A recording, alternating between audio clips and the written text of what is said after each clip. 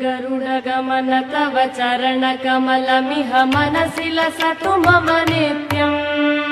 गरुडगमन तव चरणकमलमिह मनसि लसतु मम नित्यम्